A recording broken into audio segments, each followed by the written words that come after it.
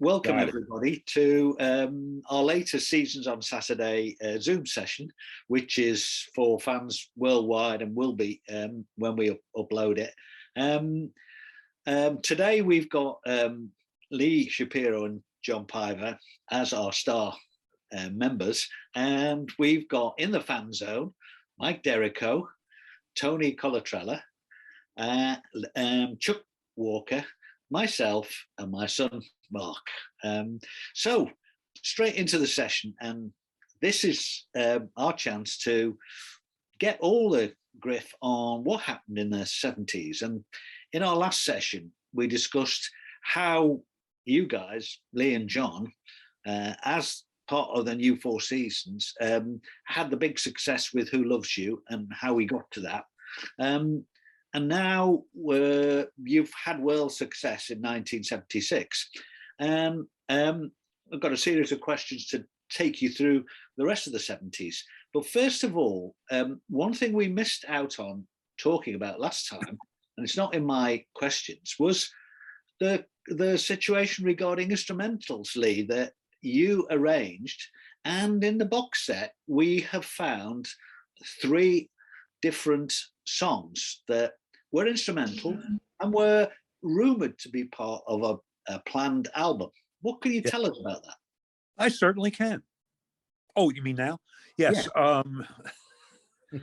What happened was, it's kind of the typical thing of someone who is a company owner doing business the way they choose to, which I have a lot of respect for, even when it didn't, at the time I didn't.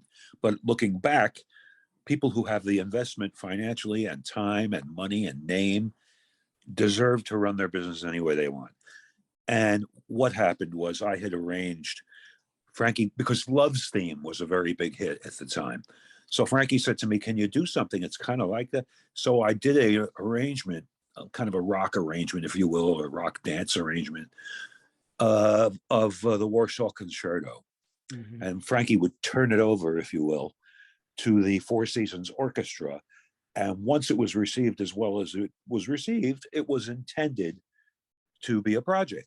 However, Larry Utah from Private Stock approached Gaudio and Frankie and said, I want to put it out. I want to put the Warsaw Concerto out. But then they wouldn't make any money because they didn't write it and they didn't publish it. So they had us do a version of Brian's song, the theme from the Brian Piccolo movie, which John and Don and Gerry and everybody just played the shit out of it. It was great. And Larry Utah heard it and said, what the hell is this? Where's my Warsaw Concerto? And that was the end of that project. So we've managed to salvage those. And it was recorded in the studio, Brian's song. So it was in the Four Seasons master tape. And I'll tell you something else, Don Ciccone's bass part on that is it's a masterpiece. It's fabulous. Well, the other things, you were involved in a number of projects around this time. And while you were in London, you got involved with the All This World War II project. And recorded 2 tracks with Frankie. Yes. They're on we can work it out. And we did something else. A Day in the Life. And it was on that album. And honestly, they dictated those songs that we should do. And Gaudio kind of made them so that they would be seasonable. And John's on that, and I'm on that, and Gerry and Don and Frankie have 2 places. And then the poor man who put that whole thing together a year later passed away. Well, we didn't record those in England, did we? I thought we recorded those in LA. Oh, no, we recorded them in LA. Okay. Yeah. However, we did hook up with this man who was from England, and he was a talented filmmaker, and he had this whole thing and all these different groups singing. That's where Earth, Wind and Fire's Got to Get You Into My Life came from, that movie. Yeah. That's why it was done. The album went gold. So, well, that's why I made all that money, Ken. You got some anyway. Okay. Oh, well, the other thing is that you did other instrumentals as well. And we've got some instrumentals from that time. You have Love's Theme? We've got Love's Theme, we've got Warsaw Concerto, we've got Brian's song, but we also have got some of the instrumental rehearsals from your sessions rehearsing for the Valli album, because you weren't on the Our Day Will Come album, but you did support Frankie on the Valli album quite substantially. Well, I arranged a lot of it, and I wrote 3 songs on the album. I wrote "Needing You," "No Love at All." Needing You was later, wasn't it? No, that was the later. All one. on the Valley is the Word album. Yeah, that's 78. He's talking about the Valley on Private Stock. The Valli album on Private Stock, which you did with Bob Gaudio, which That has Lucia in it. The one that has Lucia. Lucia. Oh, that Valley with the pale blue artwork. Yes. Yes. And Easily. Lucia. He's got the picture of it there. I That's think. it. And the last time we were together, I said to Ken, I think I said to everybody, that my dad had taught me that you say yes and you figure it out later, which I did on the very first chart I ever did for Frankie when I first joined him in '73. And he called me in the car and said, "You said I could have it the same day. This is what I want to do." And I did it. Okay. Fast forward into the Lucia project. And they said, "Lee, we're going to fly to London." No, I didn't go, but they went to do something. And we have a session booked with the London Symphony Orchestra. We want you to orchestrate Lucia for the London Symphony Orchestra. And then we're going to fly over there and do it with them. And Charlie will conduct, and he's going with us. And can you do that? Can I do that? Absolutely.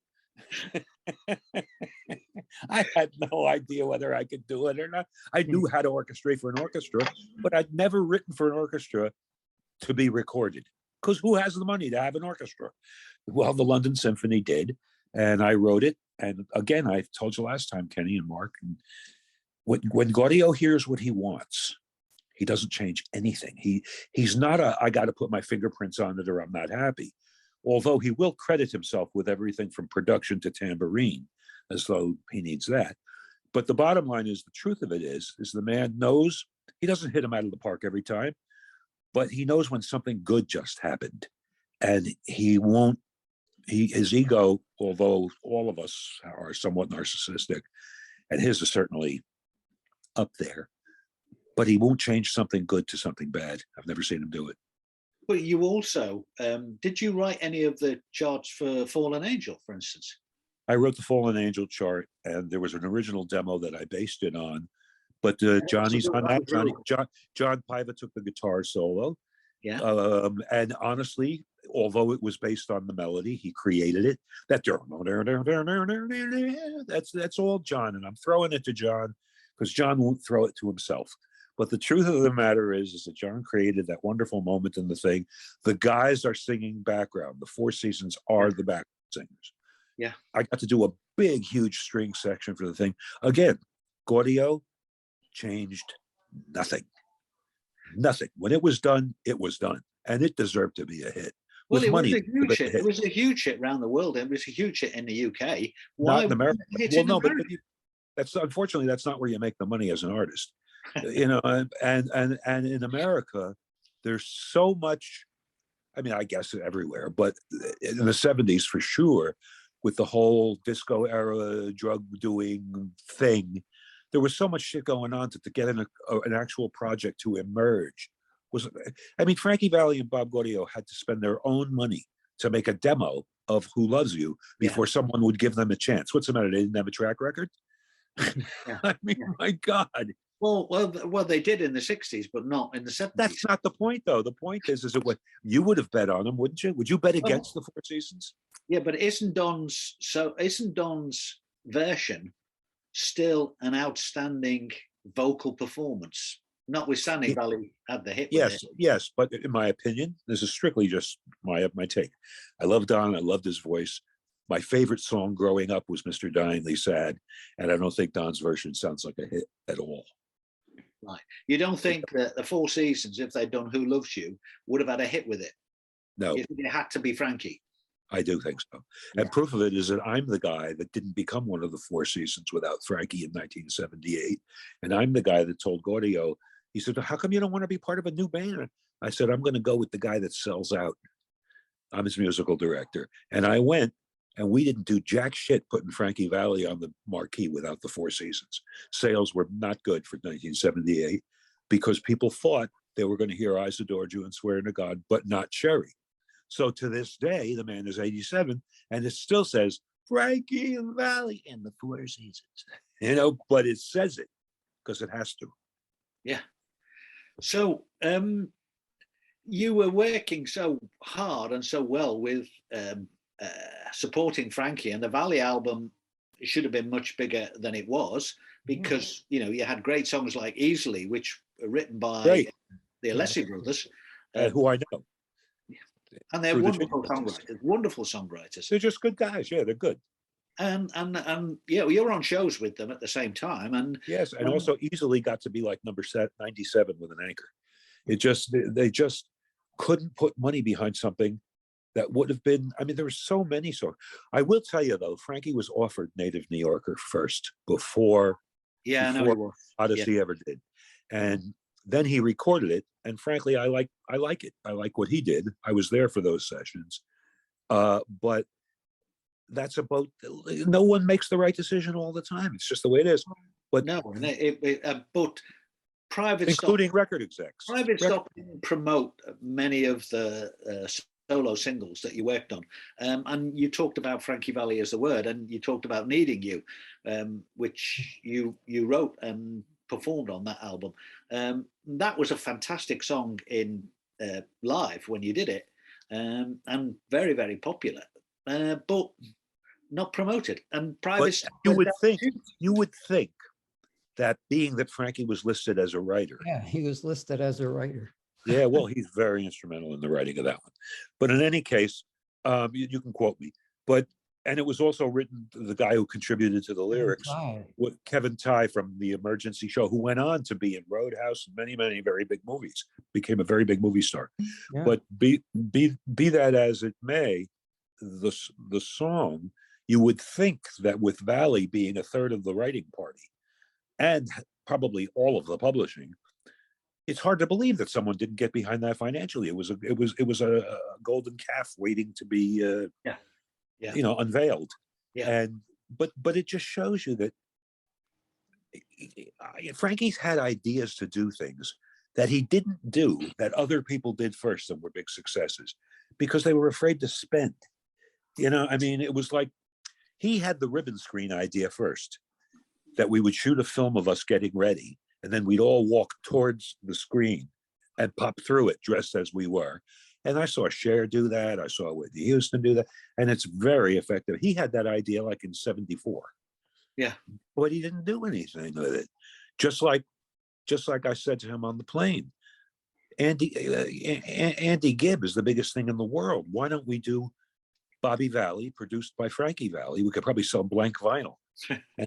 and I was willing to put up half the money, and he wasn't willing to put up any money for his brother.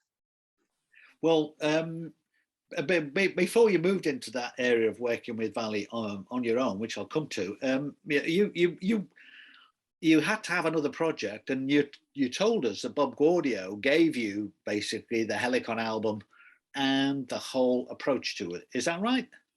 Yeah, he dictated the entire thing. We were his band for that. However, and I just got to figure that on some levels he's not all that comfortable with it. None of the sweetening dates that I did were changed at all.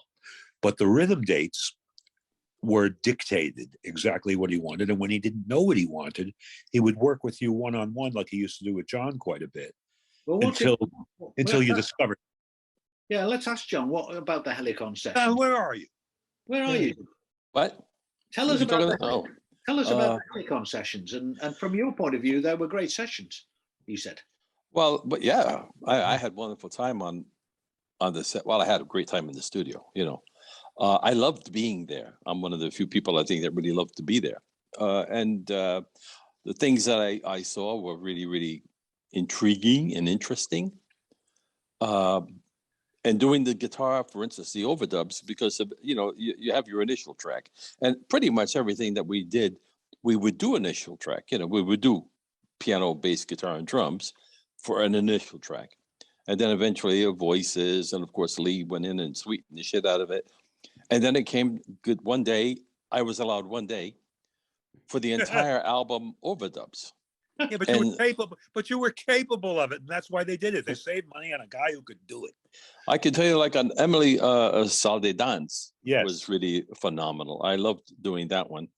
And there was one, I think, and for instance, the sound that I was able to get, I had a distortion, get amplifier with distortion in the studio, and Bob said, well, like a little bit more of a longer distortion. And in those days, I mean, today, you can do everything on the computer.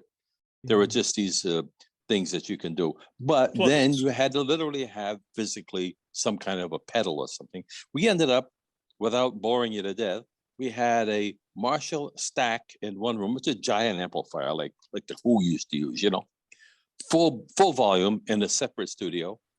And going through, but I was going through a wah-wah fuzz pedal into a distortion, which then went into the other room, into the amplifier. So I mean, it was distorted beyond comprehension.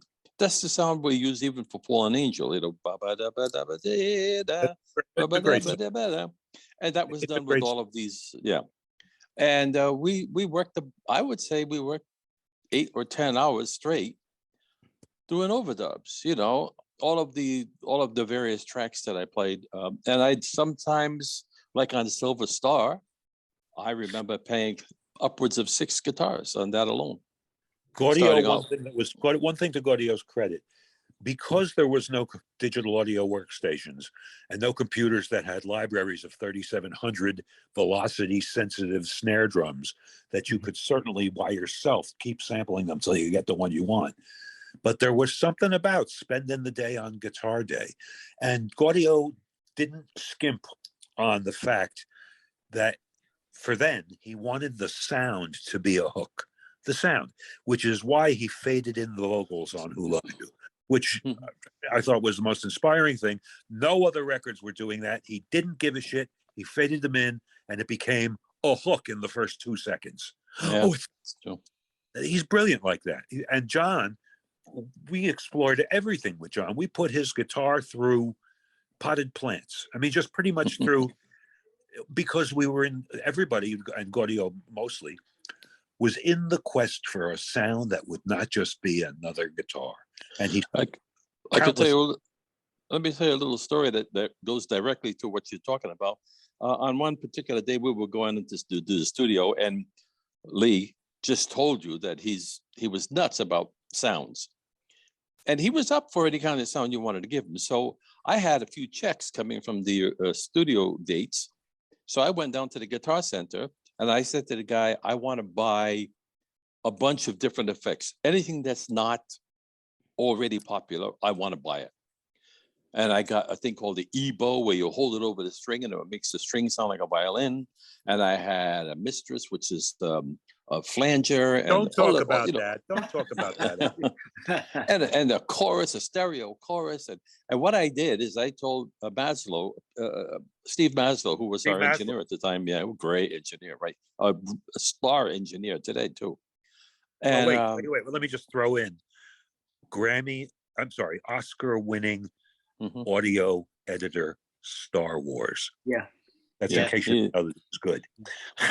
And he was a fun guy to work with. Anyway, I said to Steve, listen, do me a favor.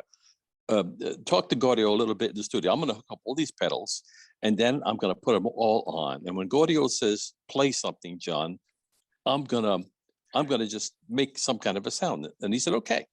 So we did that. And Gaudio eventually does say, okay, John, let's see what you got, and I had like 8 pedals going, including the wah-wah. And I hit this chord, and it just went, wow. And of course, I couldn't see Bob. I couldn't see the top of his head, because he's in the studio. And very, very, very slowly, his eyes came up over the top of the board. And he looked at me and he said, interesting. Yeah. So you toiled through the tracks on the Helicon album, and there's a variety of styles there, because there's a little bit left over from the Who Loves You style. I put a little away, and New York. New York street where there's harmonies, but at the same time, you've got the harder stuff in there as well. So were you comfortable with mixing all these styles together on the Helicon album? You're talking the league, I hope, because I didn't do any all I mixing. can tell you is that I was a kid, so I don't know the industry, but in my heart, and the reason I went with Frankie instead of being part of the Helicon seasons was because I was told by Bob Crew and Bob Gaudio, long before we ever recorded, I was told, because I said to him, "How you Sherry?" And then Big Girls Don't Cry, and then the Beatles with, She Loves You, and then Can't Buy Me Love. And he says, "Lee, here's the rule. If they liked it the first time, they'll love it the second time." And he was right, except he didn't do it. He didn't do it. He thought being FM like the Grateful Dead and like whoever, he wanted us to go that direction, coming off of two monstrosity hits, just monsters. The biggest thing, oh, what a night, the biggest thing in their catalog. Well, let's not do that. What? Yeah, well, you didn't find anything like that. Again, in fact, you couldn't find a single off Helicon. So Rhapsody wasn't good enough for them. They didn't like that. No. So you have to do Down the Hall. However, one thing about Gaudio, though, and it's the secret to some of his failures, and it's the secret to all of his successes. He goes with his gut, and if it doesn't fit in, like for instance, anybody that could record "Watch the Flowers Grow" with those springs, yeah, then there's a man who believes in his art, and I respect him. It's the worst piece of shit I ever heard in my life. I can't stand it, but it was the hippie era. He was trying things. He had the authority. He had the ability. And he came up with, it's like Babe Ruth, struck out 4 billion times. But that's what it takes. You got to swing the bat. But I will tell you that those judgment calls, back in the 60s, Tommy DeVito, Massey, they would have never let that happen. Are you fucking kidding me? We're going to record another Who Loves You right now. That's what would have gone down. Yeah. Yeah, well, the synergy was different then. They weren't employees; they were the Four Seasons. We were Gaudio's band. We were his vehicle. We were his clarinet. Okay. Well, at this point, let me just go round and see, talking through where we've got to Helicon. Starting with Mike, if you, Mike, have any thing you want to ask Lee and John about related to this period. Well, first off, Lee and John, hello. You guys have been a big part of my life since 1974 when I first saw you guys in Asbury Park. So it's really cool to do this via Zoom. That was you that was there. Oh, okay. The world was there. Wait a minute. Are you the guy on the horse? Well, I was 4 years old in 74, so I was probably being held up by my dad to shake Frankie's hand. And but it's really great to do this. I wanted to ask you your thoughts regarding the whole thing about lack of promotion during the period of the Valli album into Helicon. And you could pretty much anything after Who Loves You record. To be honest, it seems to me that, and I've said this before in other interviews, there was almost too much product very quickly. There was almost, you had Who Loves You followed by Valli. In a space of two years, there were 6 studio albums being released, Private Stock and Warner. Was there a period where you were saying, Bob, slow down? The Valli record, there wasn't really any time to promote the Valli record because you're working on Helicon. And then there was never no, because we weren't involved. We were actually, and rightfully so, we were kept from it because he had the production deal and Valli was the artist. Now, if you take the same thing and remove Gaudio and Valli, what chance did me and John have? We're good, but with the planets aligned for us, and we respect it, and that's why we can have a wonderful life after seasons. Charlie Colello said it best: the Four Seasons aren't my parents. It was wonderful to work with them. I have a career, and so do I, and so does John. And the bottom line is, though, that the truth of the matter is we weren't involved in marketing decisions. We weren't involved even in the cover art. We weren't involved in anything other than being the guys who, in quotes, colored in Gaudio's coloring book, but we colored outside the lines and made something happen that hadn't before, and that started. You never got the credit in Jersey Boys that the finale deserves.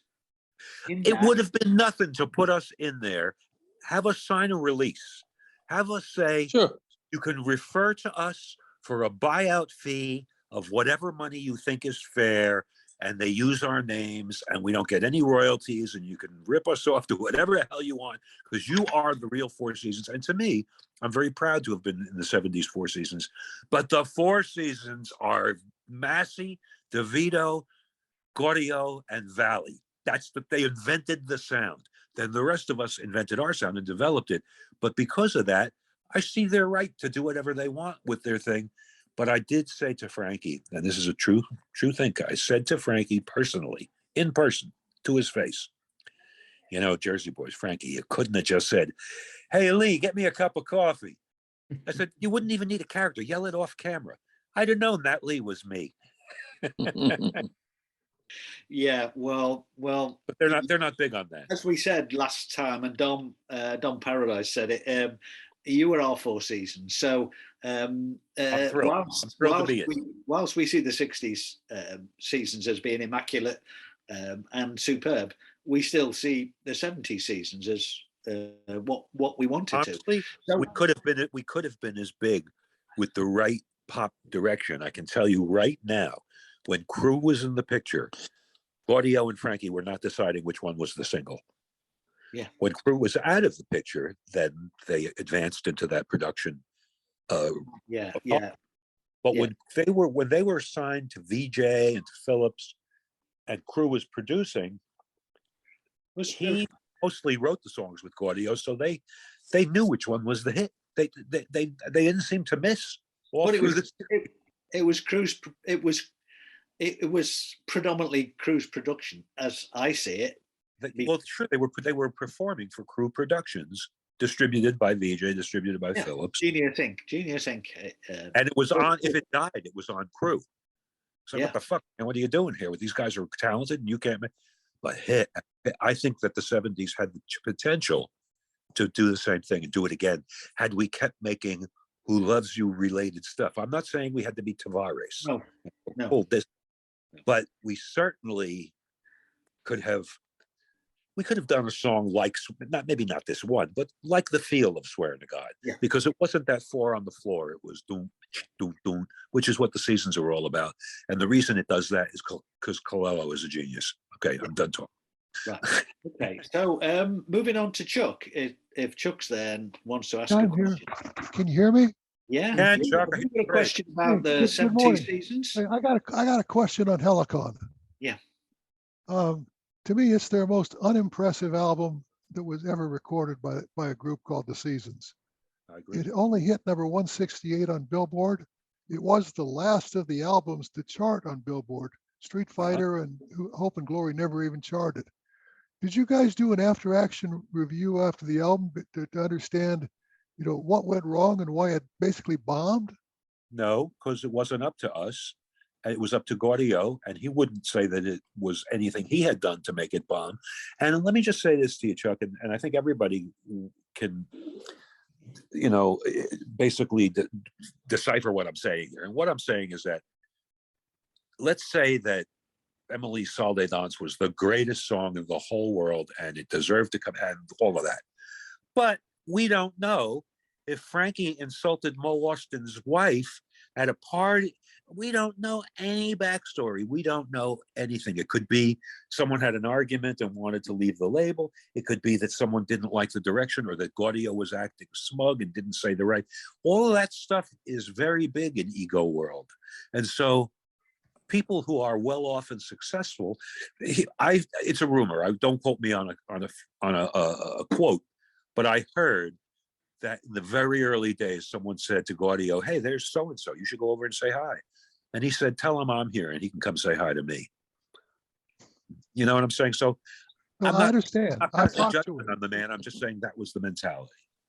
Okay. So, and I have to say, I don't agree with you that it was the worst album ever. It's a great album. I do agree with him. I do. It's a great album. No. Oh, I'm not talking No.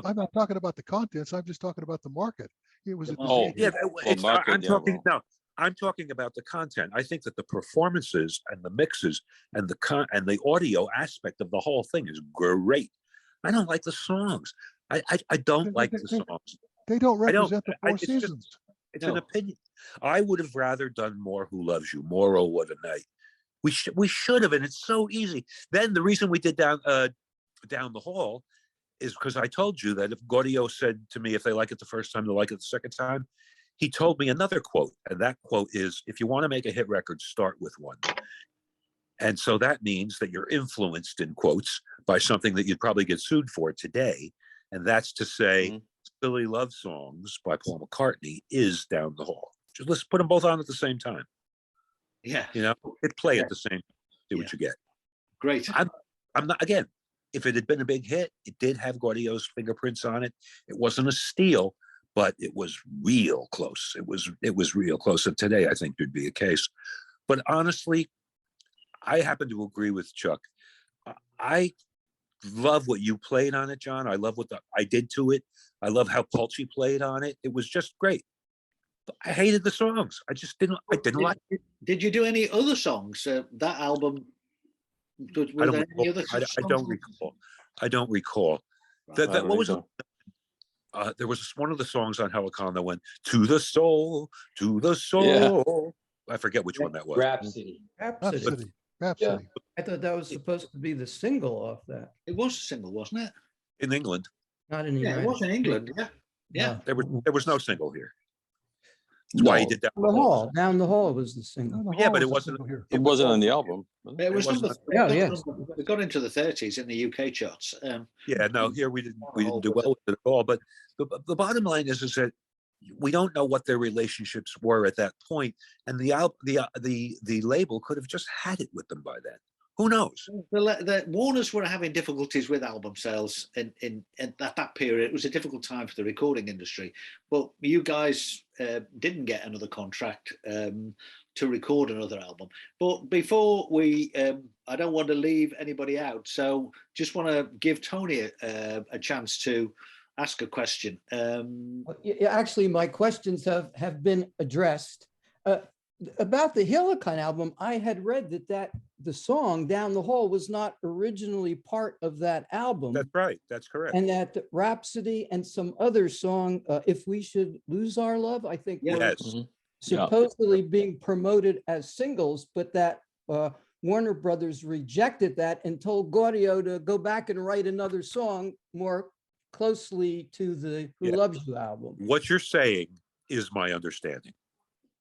What you're saying is accurate from the amount that I know, and it's evident just to listen to it. There's no single on Helicon. However, Gaudio, as I said before, he wanted to transition the pop seasons into being able to be on WNEW in New York FM and heavy metal, and compete with groups like Jay Giles band and all that kind of Kinks and that stuff. So it was not unintentional. It was just bad judgment, in my opinion.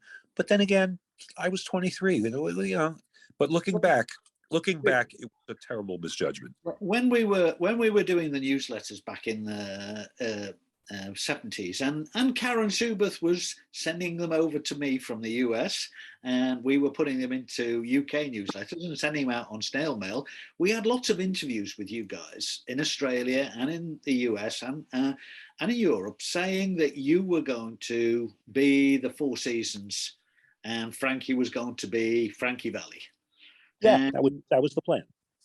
That plan always seemed strange to many of us as fans at the time. Well, first of all, he had 2 deals already. I didn't understand it. He had a solo career. Why wouldn't you think? I think it had to do with having double the money in tours. That you could play live and have 2 people playing in different parts of this country and make double the money. Right. I can't imagine it being a creative decision, other than the fact that we were coming off of big hits and Frankie always wanted to be Frank Sinatra more than he wanted to be Frankie Valli. So here was an opportunity for him to go out and be the solo Tony Bennett, Gerry Vale, whatever you want to call it.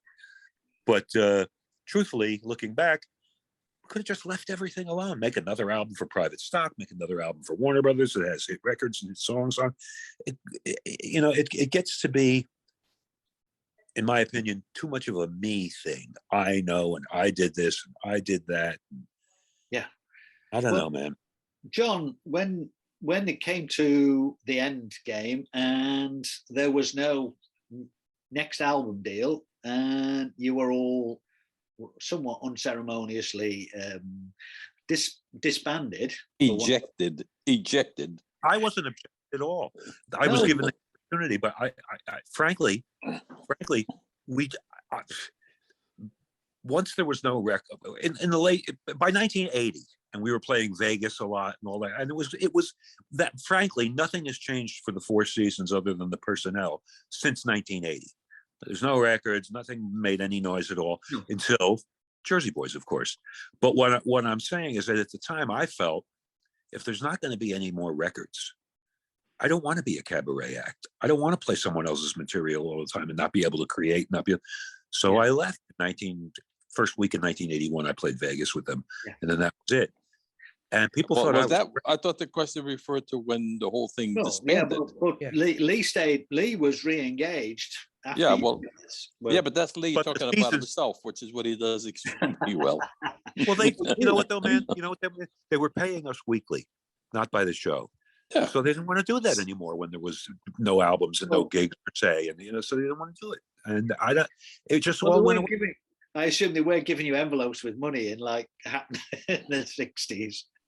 No, that wasn't happening, and there was no briefcase. But John, I know you were particularly devastated by Sure. I had spent all my career working in nightclubs, and I put a lot of gigs before I hit the Seasons, man. I was 33 years old when I made it to the Seasons. So I had had more than 10 years, 12 years on the club scene, doing with the happenings as well, with some successful bands, but mainly gigs, So when I made it to the Seasons, and Frankie would tell me, wallow in the glory of your success. With both this is the beginning. This is it. This is the beginning. You're headed for something big. Well, the man was sitting across from me at the breakfast table and told me that bullshit, and I believed it. It wasn't intended to be bullshit. It was intended. First of all, you were hired for one reason, John. You're playing. That was it. It wasn't my looks. The look, we hired you in spite of your look. But I will tell you, no, seriously, truth of the matter is you're the guy that made it on his chops. Which you should be flattered, because you did. But then you were the new guy, and people got to know you're a bit of a retiring guy, and you're soft-spoken, and they didn't make a commitment to you, and they let you hang in limbo as long as you'd hang in limbo and be treated like an afterthought. And as a result, your experience was not. We liked you more than the company did. Me, Polci, Don. You were in the band. We were a band. I mean, the guitarists that have fulfilled the role in the Four Seasons, like Larry Lingle, some very good guitar players, yeah. They're all good guitar players, but they're easily discarded because there's always another guitar player, John, as you know. Absolutely. Well, that's also why, even though we had our picture on the cover of one or two of the albums, not Who Loves You, because they didn't know whether they wanted to keep us or see if it was a hit. Mm-hmm. And then Helicon, we were a little shy with of course, then Gaudio always had to show up everywhere with his 4 seasons, because there wasn't enough of it produced, but I had to have a picture with him and Judy. I mean, I just never got these. Did you read my unpublished book or something? Because you're quoting me. Is that right? About 4 seasons on Helicon. Yeah. Well, I can beat that. We did 4 seasons on the Sonny and Cher show, and Gaudio wasn't one of them. Frankie was afraid to let someone go till someone else, in his opinion, knew the book. Truth of the matter is to play the 4 seasons book, I could do it in the 8th grade. I mean, you want to play it well, but actually what it is, other than Under My Skin and Can't Take My Eyes Off of You, is dunk, dunk, dunk, dunk, dunk, done about as well as it can be done, but it's not brain surgery. but No. they didn't see it that way. They were very Frankie, especially. Yeah, but the live gigs playing your the Warsaw Concerto and shit like that, that was heavy. That was good. That was really good stuff to play, and it was intricate. That was original, and Yeah. You know, it was up to date, and it fitted. It's where I thought we're going, right, John? Yeah. When we did that, and then we went great. into Brian's song, and Great. it was just a great experience, and we felt like, this is it gonna be great. You know, we're gonna. And your arrangement on "I Got Love," that's not mine. Oh, it's not mine. I thought you didn't do that one. Charlie did that, and it was "I Got Love." When I got there, Frankie was not doing Candy Girl, not doing Marlena, not doing Silence Is Golden, not doing Ronnie, but doing "I Got Love." Yeah, and it was beat it. Well, it was opening the show. It was great though. It was a great chart. He wanted to be. He wanted to be Vegas. He wanted to be a Vegas solo act. That's well, the transition from the Bachelors 3 mixed act, which was a bit of his Vegas with the hits Four Seasons and your arrangements, Lee, is a classic start of the new Four Seasons. And whilst you still had Joe Long with you, those concerts have been preserved now. And they're going in the box set. Oh, how great. Any more questions from our fan zone before we wrap things up? Yeah, Tony, come on. I recall attending what was billed as the farewell tour of the Four Seasons, and it was also promotion of the Helicon album. I remember them singing Down the Hall. And Frankie announced that he would be leaving as a separate act, but the Four Seasons would be carrying on, also as a separate act. After that, however, I really recall I have no awareness of ever hearing anything else about because as a separate act. Johnny, John will remember, we played the Roxy on Sunset Boulevard. It was fantastic. The whole bit. And we went out there and performed the Helicon album. But before we did, I believe Frankie sang "Who Loves You." I don't even think that. I don't know. Was it released by then yet? I don't know. Ken will tell us. But it was out a long time before that. Yeah. Okay. So meanwhile, though, bottom line is, we went there. Frankie came on stage. He did something. I think he did "Who Loves You." And then he said, "Okay, ladies and gentlemen, I'm going to turn this over to a brand new group that you already know, the Four Seasons," and we performed. Honestly, flawlessly, the entire Helicon. It was great. It was wonderful. And honestly, both people clapped. As I recall, both people clapped. One was using one hand, and the other one was getting a drink. So we heard the clap, and that was the last of it, my friend. That was good. And it was basically, that gig was the sound of Gaudio's bubble popping for that project. Yeah, I don't say it to be snide, because I've been there. It's true. But it's the truth. The truth was, if you didn't think it was over before, how about now? Yeah. I don't think it was fun though. I had a great time. Yeah. Well, that's great. You've got the legacy, and we have, of being the last really original performing band of the Four Seasons, because you contributed to the albums of the late 70s. So we call that, as there are two sets of recording the Four Seasons. Yeah. The originals and us. The other guys are phenomenally talented, and Robbie is one of the nicest men in the world, gifted player, better player than I am, frankly. But they are a tribute band. Yeah, and that's what they became from 1980 onwards. And it's not a tribute to the Four Seasons. Now, it's a tribute to Jersey Boys. Yeah, I understand that now. Yeah, we all do. Of a tribute. Okay, so anyway, God bless them all. Frankie's 87. I hope he's recovering. He gave us our start, and for whatever it turned into, we're here, and I'm grateful. And I want to thank you both, and thank all of our fan zone members for contributing and joining in the show. And well, if there's anything more that anybody wants to ask before we go. Mike, I hope your book comes out.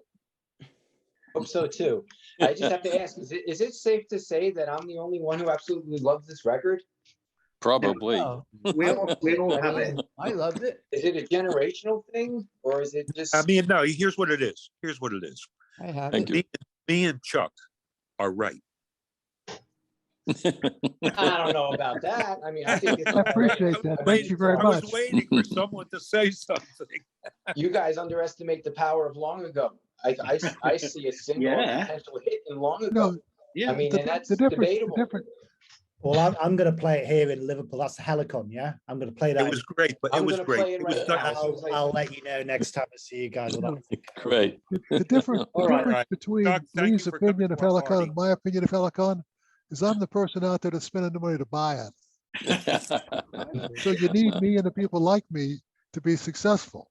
I think that your neighbor 3 doors down is having a garage sale on Saturday, and you could probably pick that up with the new Frankie Valli solo album that he made. No, just no, recently. no. Yeah, they're both giving them away. Yeah, that's what I said. 99 cents. This is a sealed copy of Helicon. Cost Well, me that's worth 99 $1.90. cents. Oh, well, That's a that's worth more than a But you dollar. have to then. give John and me 90 cents. Thank you, guys. Okay. Thank you all for this. Well, Take wind it care. up there. So thank you for everybody, and look out for this on YouTube soon. Whenever Okay. you want it again, let us know. Yeah. Take care, guys. Take Bye-bye. care. Bye-bye. Bye-bye. I'll be good. Merry Christmas. Merry You too. Christmas, everybody. Everybody.